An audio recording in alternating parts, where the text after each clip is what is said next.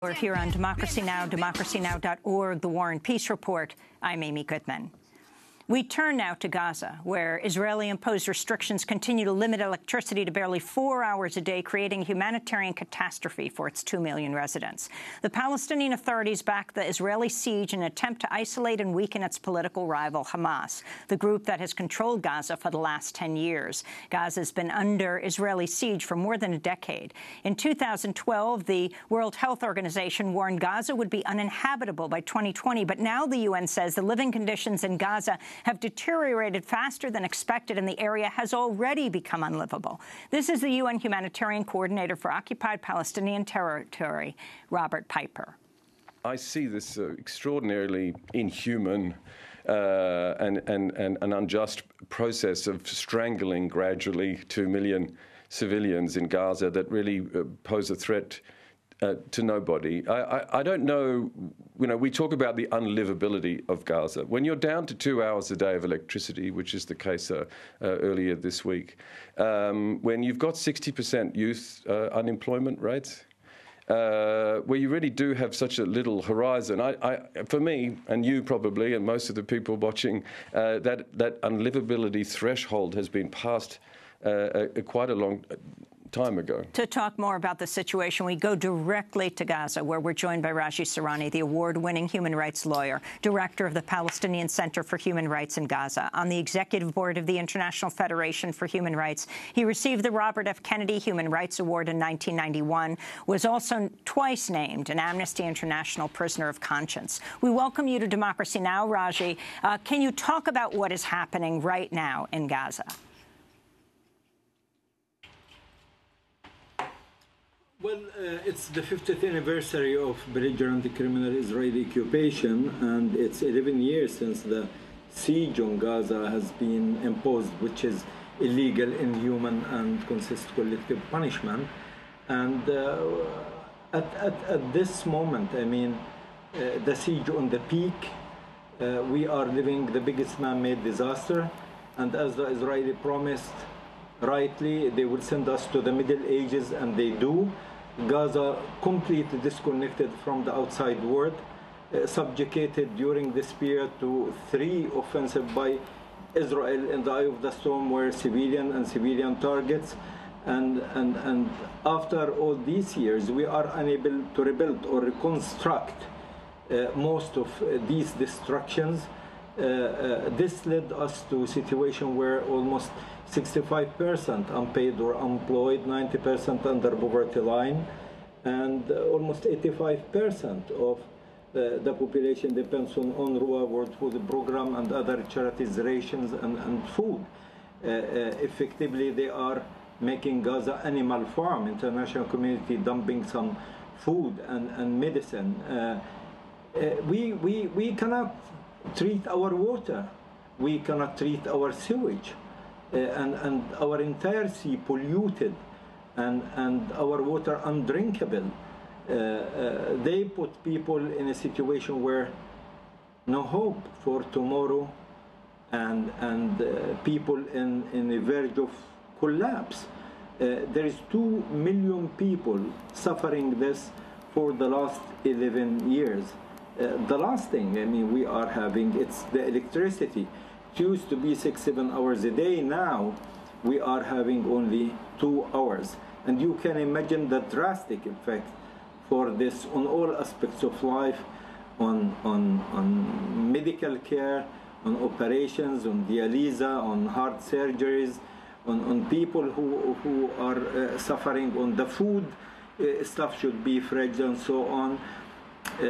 All aspects of life in Gaza in the verge of collapse, and we are sure the worst yet to come. Every day the Israelis are bringing evil mind and evil practice to this part of the world. Just can you describe even in more detail what it means not to have electricity? For people in any city like New York years ago, we suffered the blackout. Obviously, it's catastrophic. But explain what it means to have 2, if you're lucky, 4 hours of electricity a day, how it affects daily living, how it affects the hospitals, how it affects the clean water, etc.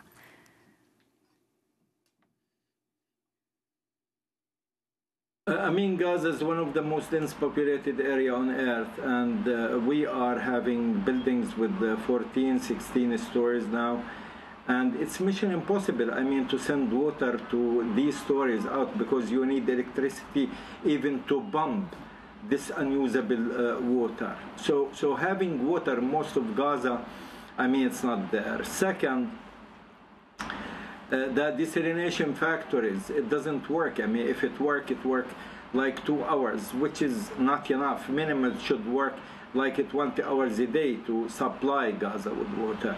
The sewage factories cannot work, and because it cannot work, it cannot be treated, and the entire raw sewage dumped to the sea, and this affect the entire sea, and it's contaminated, and it's nobody can swim in it because it's totally polluted. If you go to the meat store, you will find it max for 1 day. The rest they will send it to the garbage, because most of the people here, because they are poor, they depend on frozen meat and frozen fish imported from outside. They cannot store it, so it just get bad, and it's not for human use. If you go to the hospitals,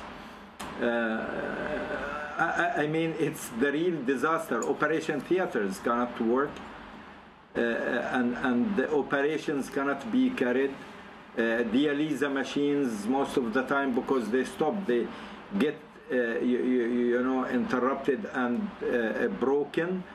So many of the dialysis patients, cannot do that. All those who are in automatic respiratory systems or intensive care units, you can imagine when you are lack of electricity about that. Even, simple things like housewives, they cannot use laundry, they cannot store food at their fridges, and so on. Factories, it's mission impossible, to make it work. Gaza almost with no ice cream, for the time being, or other kinds of food stuff needs, electricity. Most of the Gaza, 22 hours a day, it's dark. During the night, you cannot really have a light in the streets, and that's what makes even the number of vital car accidents happens here, and people as a result of that pay their life. On the level of education, people who just want to go back from their schools, from their work, to the high stories, they cannot. Go up 14, 16 stories back and forth. You can imagine people who are sick, and he or she had heart surgery, want to get back, go to the hospital or to be treated. It's not normal life. We are just in the middle centuries. While we are paying a bill, it's not less than of the cost than the European standard bill of electricity. Rashi Surrani, award-winning human rights lawyer, speaking to us from Gaza City. In the background, you hear a generator. Rashi, can you talk about how the situation has gotten to this point? Talk about what the Israeli government is saying, what they're saying about Hamas, and how you see some kind of solution coming out of all of this.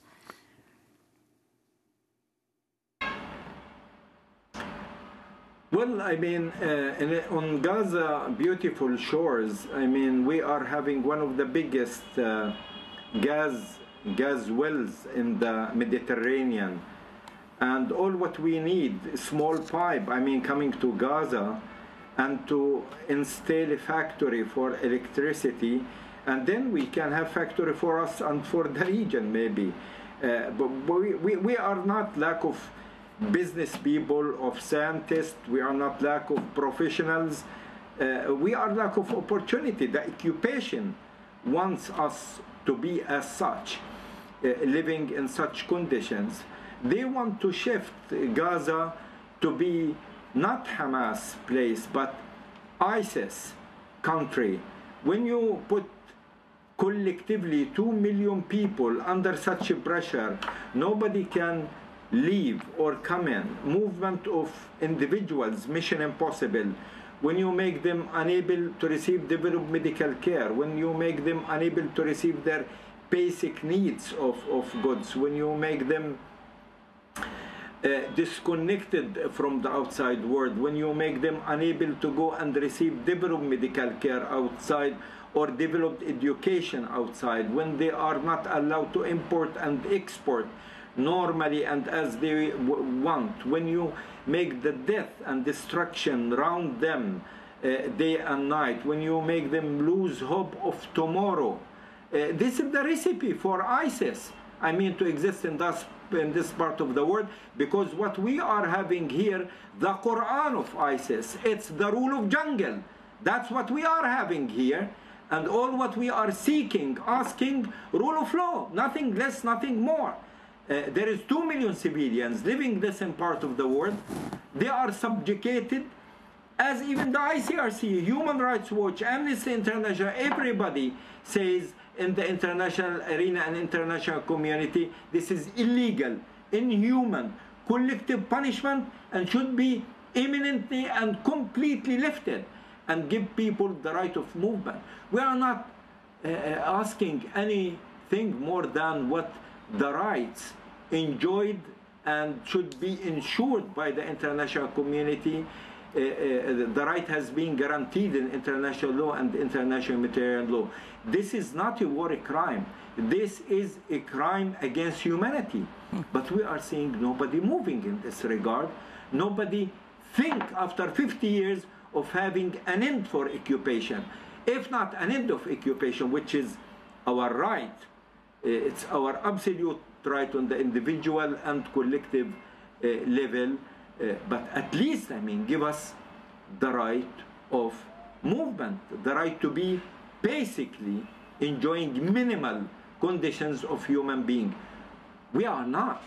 Rashi Surrani, living these conditions and situation deteriorating. Yeah. Has this situation changed in any way? What kind of effect has the new president in the United States, President Trump, had on the situation? And what do you feel that Americans can do? Americans can do a lot. America is a great country and they can contribute positively. President Eisenhower in 1957, when Israel occupied Gaza, in one day he ordered them to be out, and they were out.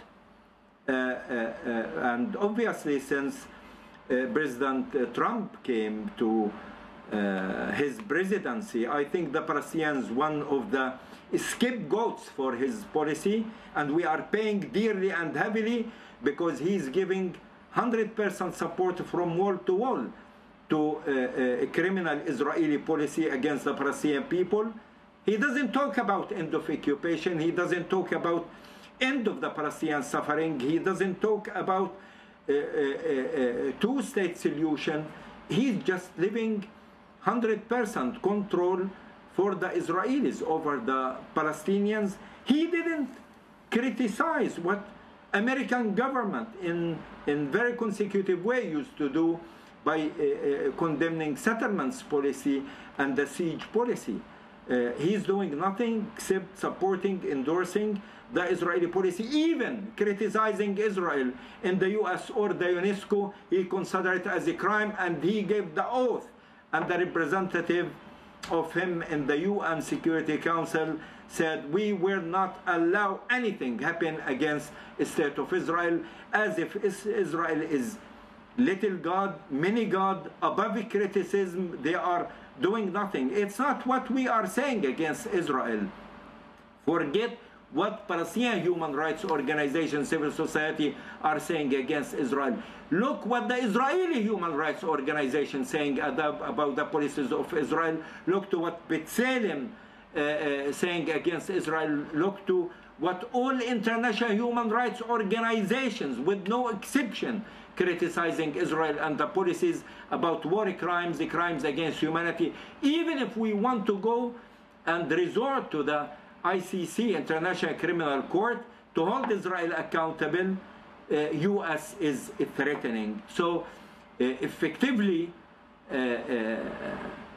President Trump giving license to kill to Israel. They are giving them the authorization, full authorization, to do whatever they want against the Palestinian civilians. We are not in defense of Hamas or Fatah or PFLP. We are in defense of the Palestinian civilians who are in international law, should enjoy absolute protection, and they are called in Geneva Conventions the protected civilians, meaning there is real obligation by law to Palestinian civilians in the occupied territories, and they are in the eye of the storm of the Israeli criminal policies in the occupied territories. I want to thank you, Rashi Surrani, for joining us from Gaza City under these extremely difficult conditions, what the UN is calling unlivable. Final 30 seconds that we have on the satellite with you, Rashi, for your final comment.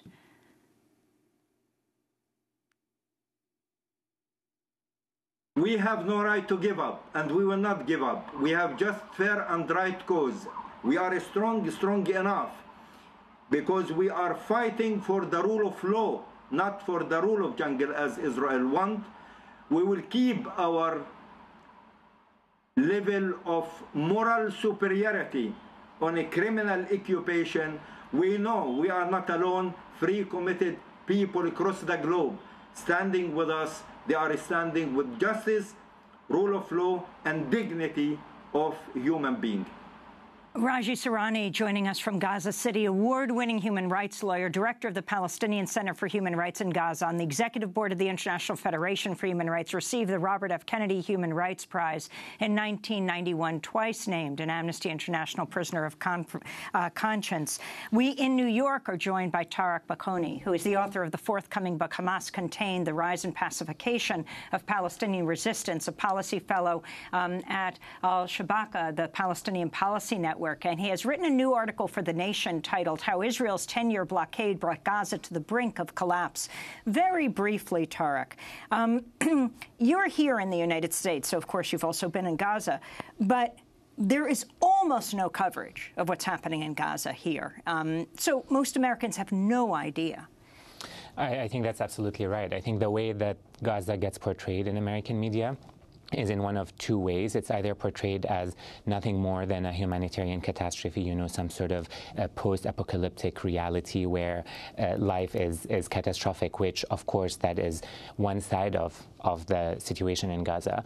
And the other way it's often portrayed is as a terrorist haven, you know, as an enclave on the Mediterranean that is ruled by a bloodthirsty terrorist organization. And both those ways of portraying Gaza are extremely simplistic. They leave no room for understanding the complexities of the situation, for understanding what people in Gaza are facing on a human level, on a day-to-day basis. It dehumanizes everything about the Gaza Strip. So it removes any room for empathy or understanding the complexity, and it removes the fact that this is a political problem that's man-made. Have things gotten worse since President Trump took office? Absolutely. I think things have gotten much worse, and in a very short period of time, for a number of reasons. I think what we're seeing happening in the region, let's say between the GCC and Qatar now, is mirrored in the microcosm that is Gaza now, or the Palestinian territories. The way these countries have taken solace in the Trump administration, the way they've started to move against quote-unquote Islamic extremism. We see that happening on a very small scale within the Palestinian territories. So President Mahmoud Abbas's decision in the West Bank to start tightening the blockade, although it's informed by local politics as well, and we can talk about that, but it's very much a signal to the Trump administration to say, you know, this is, I'm taking a tough stance against Islamic extremism, I'm taking a tough stance against Hamas. If there's a peace process that's going to start, I'm your man on the ground. And so this message plays into this rationale of isolating the Gaza Strip and of using 2 million inhabitants as political pawns. Your sense of right now, Israel vis-a-vis Hamas and the victims being the 2 million people who are in Gaza right now, what do you see as the solution? Look, I think Gaza has long been a problem for Israel, even before Hamas was even created, let alone come into power. So the idea that the Israeli policies towards the Gaza Strip are somehow informed by Hamas is a misreading of the history of the situation. You know, the reason that Gaza presents such a problem for the Israelis is because they're majority refugees. They have political rights. They're demanding their political rights. And so Hamas, in a way, presents Israel with a fig leaf, with an excuse to maintain the policies of isolation and the policies of containment. So even if Hamas were to be removed from the equation tomorrow, the policies around Gaza aren't necessarily going to change. And so to my mind, until we start dealing with Gaza as a political problem rather than an economic problem or a religious problem, until we start addressing the political drivers that animate resistance from Gaza, so the right of return, the right to self-determination. Dr. Surrani spoke very eloquently about the right to live and the freedom of movement. Until we start talking about these political rights, the situation in Gaza isn't going to change. And the U.S. has a big role to play in that. The U.S. has, not just under the Trump administration, but under previous administrations as well, played a very strong role in supporting Israeli policies to divide the Gaza Strip from the West Bank and to prevent any form of unity government between the PA and Hamas from emerging. The blockade is not criticized at all by the U.S., even though it is a form of collective punishment, and even though it also comes with, 3 military assaults that result in thousands of deaths, of civilian deaths, that are disproportionate and crimes against humanity. And so until we start addressing Gaza as a political problem, not as a humanitarian problem, until we start seeing it as part and parcel of the Palestinian struggle for self-determination, nothing will change. Tarek Bakoni, I want to thank you for being with us. His forthcoming book, Hamas Contained, The Rise and Pacification of Palestinian Resistance. Thanks so much. And we'll link to your piece in The Nation. This is Democracy Now! When we come back, a Haitian resident of New York with 4 U.S. citizen children has a check-in with immigration authorities Thursday morning. He fears he will be deported. We'll speak with him and his daughter. Stay with us.